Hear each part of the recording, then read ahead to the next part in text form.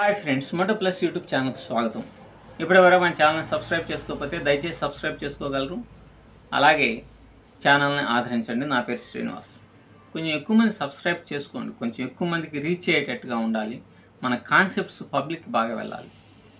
సరే, ఇది వచ్చేసి స్టాక్ మార్కెట్కి సంబంధించింది కాకపోయినా గ్యాంబ్లింగ్కి సంబంధించింది కాబట్టి many people think that stock market also gambling అంటుంటారు. కాబట్టి స్టాక్ మార్కెట్కి గ్యాంబ్లింగ్కి ఒక లింక్ అనేటువంటిది ఉంది అనే భ్రమలో ఉంటుంటారు. కాబట్టి గ్యాంబ్లింగ్ దాని గురించి కూడా మనం ఒకసారి చెప్దాం.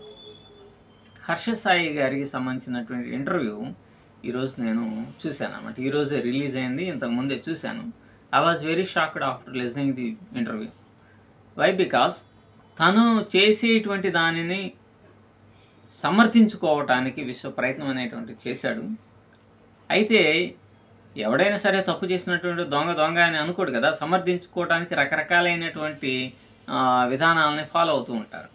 అలాగే ఇతను కూడా ఫాలో అయ్యాడని అనిపిస్తుంది.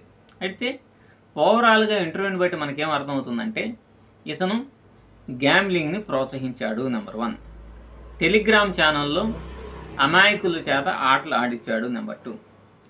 నెంబర్ 3, దాదాపుగా ఒక్కొక్క యాప్ ప్రమోషన్కి ఆయన మాటల్లోనే 50 లక్షల వరకు వసూలు చేశాడు.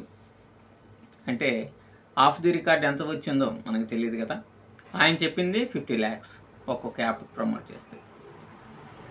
అలాగే మేము ప్రమోట్ చేసేటువంటిది యూట్యూబ్లో వచ్చినటువంటి ఇమేజ్ని బేస్ చేసుకొని చాలామంది మాకు అంటే మేము ఏ విధంగా బిల్డప్ అనేటువంటిది ఇస్తుంటాం, దాన్ని బట్టి ఈ యాప్కి సంబంధించిన వాళ్ళు మమ్మల్ని అప్రోచ్ అవుతుంటారు, మాకు ఎక్కువగా డబ్బులు ఇస్తుంటారు అని చెప్పాడు.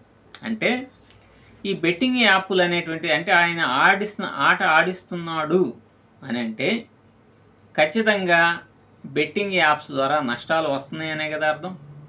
చాలామంది నష్టపోతున్నారు అనేటువంటి విషయం అతనికి తెలుసు కూడా.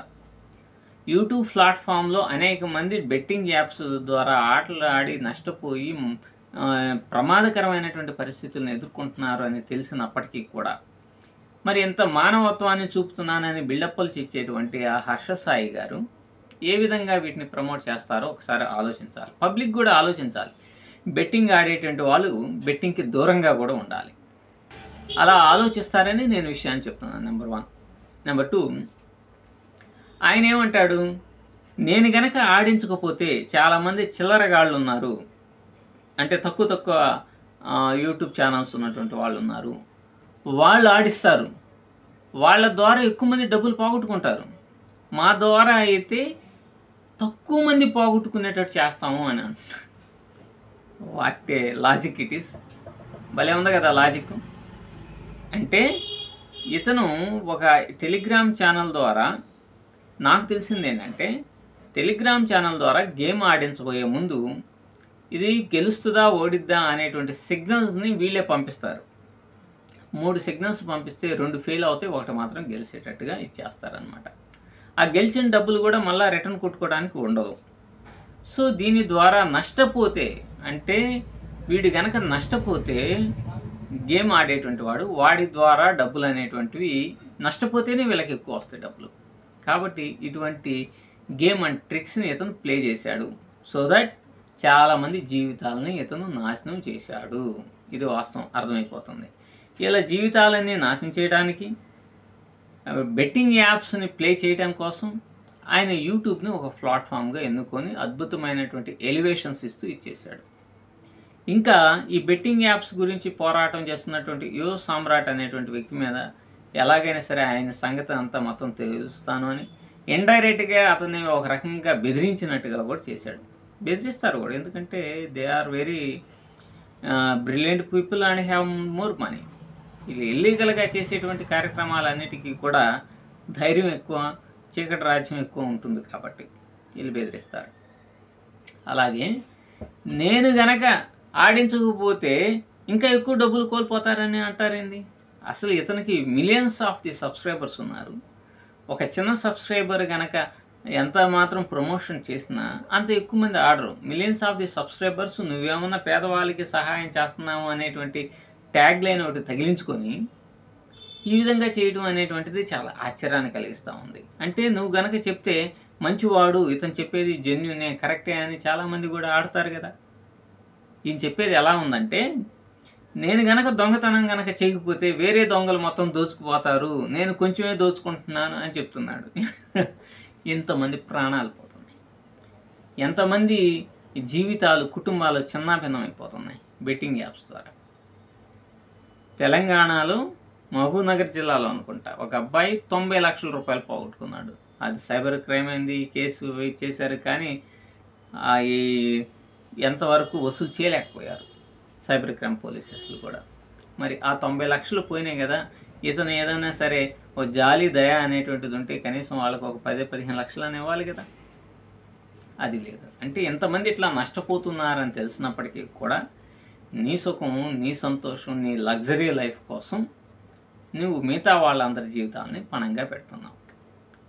నువ్వు యూట్యూబ్నే చేసుకుంటూ యూట్యూబ్లో వచ్చేటువంటి రెవెన్యూనే ఒక 10 లక్షలు వచ్చిందనుకో రెవెన్యూ, మరి నీకున్నటువంటి ఫ్యాన్ ఫాలోయింగ్ కానీ, నీకున్నటువంటి స్టెబిలిటీ కానీ, నీకున్నటువంటి ఎలివేషన్ వల్ల కానీ ఖచ్చితంగా యూట్యూబ్ నుంచి లాట్ ఆఫ్ మనీ వస్తుంది.